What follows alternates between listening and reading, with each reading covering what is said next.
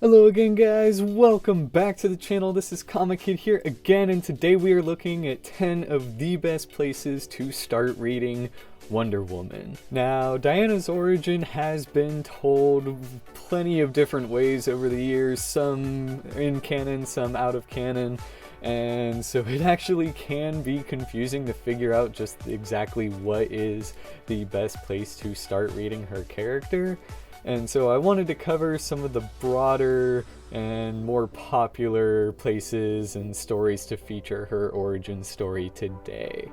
Now again, this is a best places to start reading Wonder Woman video and not a best Wonder Woman stories video. I do plan on getting to that eventually though, but we'll go ahead and get started with none other than Grant Morrison's Wonder Woman Earth 1 Volume 1. Now, this one did spark a little bit of controversy just because Grant Morrison said he did a lot of research into feminism and certain aspects of it, and some people feel like he hit the nail on the head while others feel he missed the mark completely. Now, regardless of his approach to feminism, it is still a good modern place to start reading Diana, without all the confusing aspects of putting her in World War II. This is a modern take on her origin. It is a modern war that brings her into man's world, and so on and so forth. Now, the reason this is first is because it doesn't quite handle certain elements as well as it probably should. This is one of the weaker quality and overall places to start reading her origin, at least in my opinion. It's not bad by any means, but it definitely could be stronger, and if you like it, great. There is a second one. I haven't read the second one yet, but if you don't like it, then it's also not canon, and so you aren't really losing any value from that. Now, with our number 9 pick, we have Who is Wonder Woman? This one is by Alan Heinberg and illustrated by Terry and Rachel Dodson. Now, this is really the first Wonder Woman series following the Infinite Crisis event. So for those of you who have read that, you know that Wonder Woman actually kills Maxwell Lord near the end of it, and so effectively Diana takes a year off to kind of reevaluate herself and tries to learn who is Wonder Woman. Now, this isn't really an origin story for the character, but it is a good place to start nonetheless, effectively because they're kind of taking Diana in an all-new direction, in a literal sense as well. It really kind of pulls her character back. She kind of reassesses who she actually is, what she stands for, how she's going to change from this point onward, etc., etc. Now, because it's not an origin story, that's also why it's a little lower on the list, but it's still a great modern jumping on point for new readers, and it eventually leads into the great Gail Simone stuff. And while it's certainly also not a perfect spot as well, there's definitely some good elements within that story that I think a lot of you guys would really appreciate or enjoy. Now, next up is going to be the massive Wonder Woman Dead Earth here. This one is written and illustrated by Daniel Warren Johnson, who did Murder Falcon and is about to do Beta Ray Bill at the time of me recording this. And if you guys haven't checked out Murder Falcon, I highly recommend it. But I love Daniel Warren Johnson, and I absolutely love Wonder Woman Dead Earth as well. Now, this is another standalone thing. It does offer a brief glimpse at her origin story, I believe in book 3, but in general, I do feel as though this is an incredibly strong Wonder Woman story overall. If I did a top 10 Wonder Woman stories video, this one would probably be in my top 3. It is that good. Now, Johnson's artwork is a bit of an acquired taste sort of thing. It's definitely not going to be for everyone and can, I guess, be deemed messy. However, some of the monsters and just action sequences he does throughout this book are absolutely incredible. So yeah, if you guys do get a chance to check this out, I do highly, highly, highly recommend it.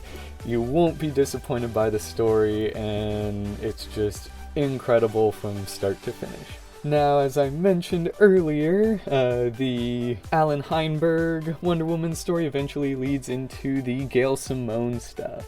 Now, Gail Simone is kind of known for her acclaimed run on Wonder Woman, and for good reason. Now, again, this isn't really the best place to start reading her character, but Simone's run is so iconic that it's really kind of essential reading for any Wonder Woman fan. Throughout the entirety of her time with Diana, Simone just does a lot for the character that feels so genuine and is just such a welcome experience. Any changes she does make are welcome and appropriate, and she really kind of caps it off on a nice high note as well. I actually think that the last arc she did with Wonder Woman, I believe it's called Contagion, in my opinion that's one of the weaker points in her Wonder Woman run, and it's still just really solid. So again, there are probably better places to start, but you can totally jump into Gail Simone stuff and you won't be lost or anything like that, and it's definitely going to be essential reading if you're a Wonder Woman fan. Now, next up is probably the most unconventional origin story for Diana, and that is going to be Wonder Woman, the True Amazon. And I say unconventional just because it's a pretty different take on Diana as an overall character. Essentially, you have a spoiled princess, brat, kind of one of the worst types of characters you can imagine in this, as Diana. And so seeing her brought up this way is definitely not the traditional depiction of Wonder Woman, but the True Amazon does offer a really interesting spin on how she ends up as like kind of the Wonder Woman that everyone knows and loves by the end of it. Jill Thompson wrote and illustrated this one, and her artwork is truly phenomenal. Absolutely gorgeous stuff. And it is still a very well written story as well. It kind of reads like a fairy tale, and those of you who've already read it definitely know what I mean. But for as much as you can probably skip this one, it's still a really solid origin story for Diana. It's just definitely not a canon story, so there is that to consider as well. Now, next up is going to be none other than the start of Greg Rucka's acclaimed run. Rucka is known for his time on Wonder Woman as well, and is considered to be one of the best Wonder Woman authors, especially in the modern era. And for good reason.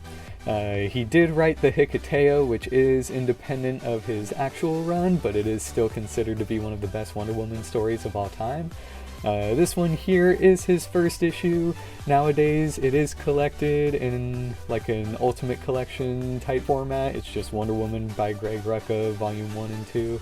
I think 3 is out, and I'm not quite sure how far it'll go, but this is the start to his run here as well. Again, it's not an origin story, but is easily one, like, you will have no issues just starting from the get-go here. And as long as you have some basic knowledge of Wonder Woman, you will be able to jump into this run just fine. But Rucka's stuff is easily some of my favorite Wonder Woman stuff, and like, I can't sing enough praise for his overall run.